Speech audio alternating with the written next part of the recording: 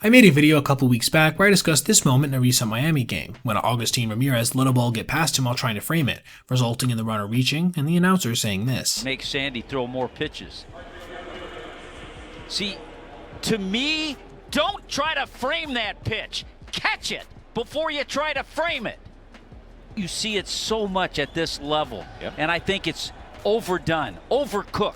In that video, I pointed out how he has every right to be frustrated with the young catcher because he has been basically the worst backstop in the sport defensively, allowing, as of today, 15 passed balls when no other catcher has more than 8, despite him catching 2,000 to 5,000 less pitches than most of the guys surrounding him. I could get further into this or his other poor metrics as well, but that would distract from today's overall point, which is to point out his quirky issue of missing pitches while trying to frame them. It's truly unique among all big league catchers, in a manner I don't know if I've ever seen before. I've got one crazy number to throw at you, but before we get there, let me take you through each of his misses. The first one came against Austin Hayes with a runner on second. When Max Meyer perfectly located a slider on the inner half, only to see it go off the glove and trickle down the third baseline, allowing TJ Friedl to move to third.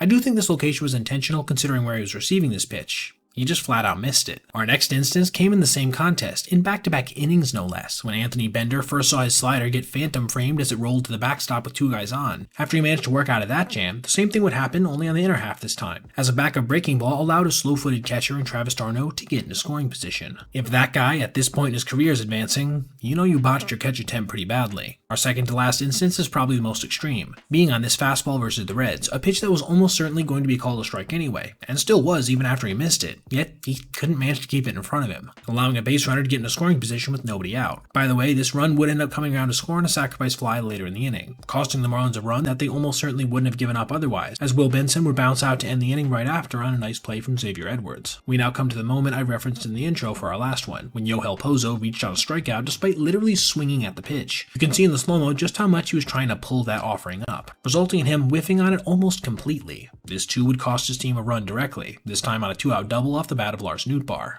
If you add up every one of these instances, being 5 in total, it would alone be tied for 4th worst in Major League Baseball in terms of passed balls. That's right, if you take out his other 10 passed balls of different varieties, he still would be top 5. That's gotta be one of the craziest fielding stats I've seen in a minute. So while I know he's not projected to be an everyday catcher necessarily in the long term, this will have to be addressed if he even continues to moonlight there on an occasional basis.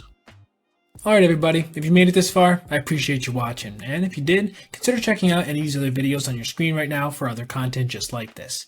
Also, if you ever see anything you'd like to see me detail in the video, feel free to reach out to my email, basebpoet@gmail.com, and if I end up using your idea, I'll give you a shout out.